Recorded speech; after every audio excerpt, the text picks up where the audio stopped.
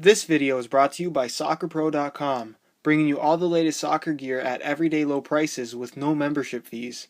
Don't forget to use coupon code SR4U at checkout for 10% off any order of $75 or more. Hey guys, Josh from SoccerReviewsForYou.com, bringing you a comparison video between the Nike Mercurial Vapor 8 and the brand new Nike Mercurial Vapor 9. Before I go any further, I'd just like to mention that the full written reviews for both of these models have already been posted on my website, SoccerReviewsForYou.com. The review for the Vapor 8 has been up for quite some time now, and the review for the Vapor 9 has just gone up today. So if you do want all the details on how these shoes fit, feel, and perform, I strongly recommend going ahead and checking out those full written reviews, which you can find linked down below in the description. As far as comparing the Vapor 8 to the Vapor 9, I've heard a lot of people saying that there's not a big enough change to the Vapor 9 in comparison to the Vapor 8, and my counter argument to that is, if it's not broken, don't fix it. The Vapor 8 was arguably one of the best lightweight soccer shoes that we've ever seen released, period. So there wasn't a whole lot that Nike had to do to kind of improve on that design that was already good. What I would say the differences are between the Vapor 8 and the Vapor 9, basically Nike has kind of tweaked the design of the Vapor 8 and made a more refined version in the Vapor 9 that is definitely different in terms for two major reasons. For me, the one major reason is the fit, which I'll talk about a little bit later in the on-feet portion of this video, and the second major reason is the upper, which again I'll talk about right now. As far as the upper on the Vapor 8 is concerned, I'm sure a lot of you guys have worn this shoe at this point. It uses an ultra-thin Teijin synthetic upper. It's very, very soft and thinner than most socks that I think I've worn. You can see my finger running through the inside. It's an easy visual to see just how thin this soccer shoe actually is, and it provides one of the best barefoot feels on the ball, period. Probably my favorite thin synthetic currently out there on the market. As far as the finishes that we saw on the Vapor 8, we saw 4 different finishes, which was somewhat unusual. We've never seen that before from Nike, and it looks like they're going to play around with the different finishes and uppers on the Vapor 9 as well, as we've already seen a dimpled version, which is what I have here, and there's also a faux leather version in that silver, black, and electric green colorway that I'm sure a lot of you guys have seen. Don't worry, I'm going to be getting that in very, very shortly, so look out for that in the near future. As far as the finishes we saw on the Vapor 8 though, we saw a synthetic suede finish, we saw a faux leather finish, and then we saw the synthetic suede and the faux leather come back, except this time they had the ACC upper, which is Nike's all conditions control technology. It's something they've implemented on all of their top-end models, including the brand new Vapor 9, and think of it as kind of like a wet control element if you're not familiar with it. Basically, it allows for a little bit better friction between your foot and the ball when playing in wet playing conditions. But for the most part, it doesn't have too much of an impact on your touch when you are playing in the dry. But it's nice to have on your shoe simply because it has the ability to disappear when you don't need it. And then when you are playing in the wet, it does make a slightly noticeable difference that, like I said it before, I would rather have on my shoe than not have. So it's a nice technology that Nike has included here.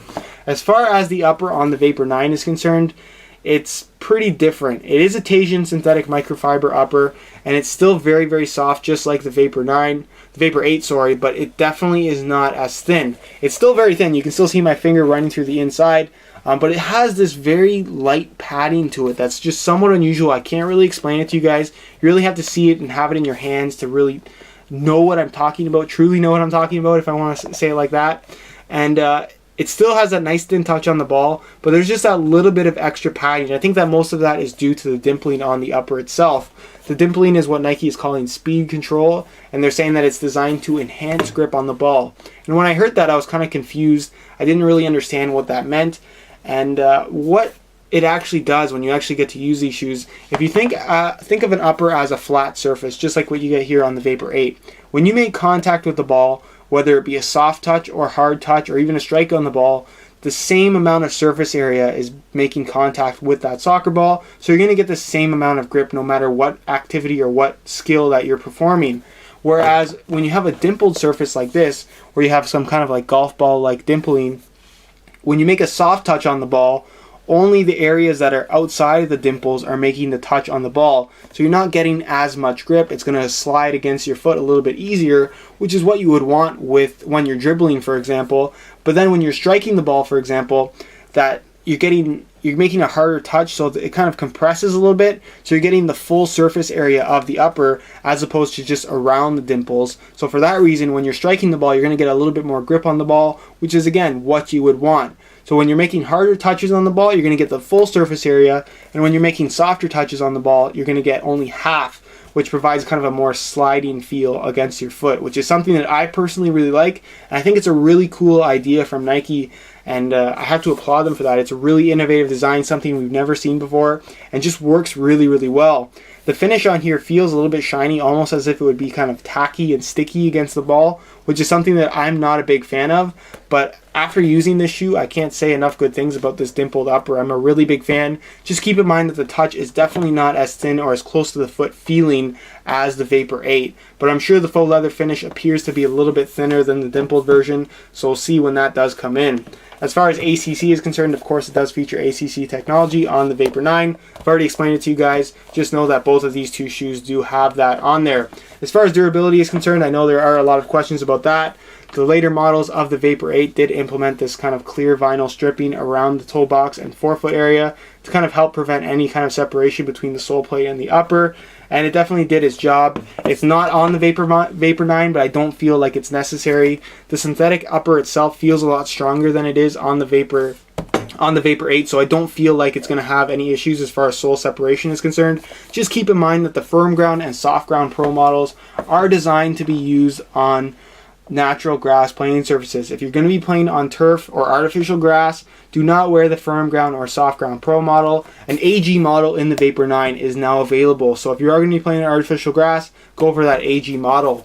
As far as the sole plate itself is concerned, there is a little bit of a difference here. The sole plate on the Vapor 8 uses a glass fiber. You had 2 layers in the midfoot and heel area with only a single layer of glass fiber in the forefoot, kind of to remain nice and flexible but nice and stiff through the midfoot to give you that nice responsive feel. Whereas on the Vapor 9, you have 2 layers of glass fiber all the way through, even in the forefoot.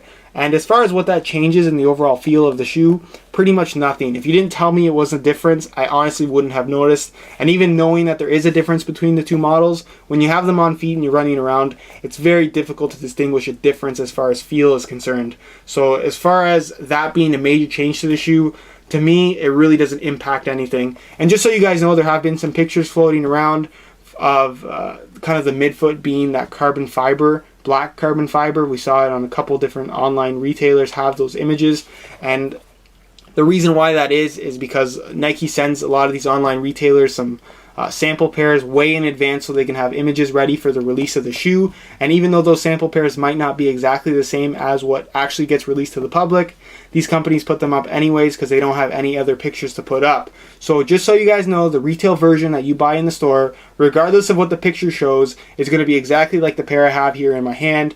2 layers of glass fiber all the way through, no carbon fiber whatsoever. So just keep that in mind. As far as the stud pattern is concerned, it's exactly the same between both of these two models.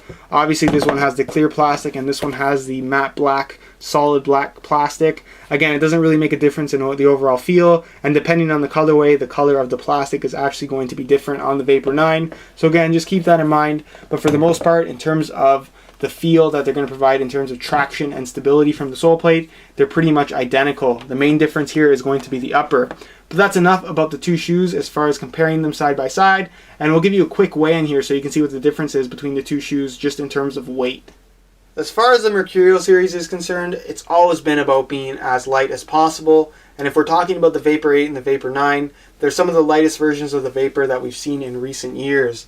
As far as comparing the two shoes in terms of weight, both in hand and on feet, they're pretty much identical. There's no major difference that I could feel between the two shoes, and I expect it to reflect that on the scale. Just keep in mind that both of these two shoes are used pairs in a size 9 US.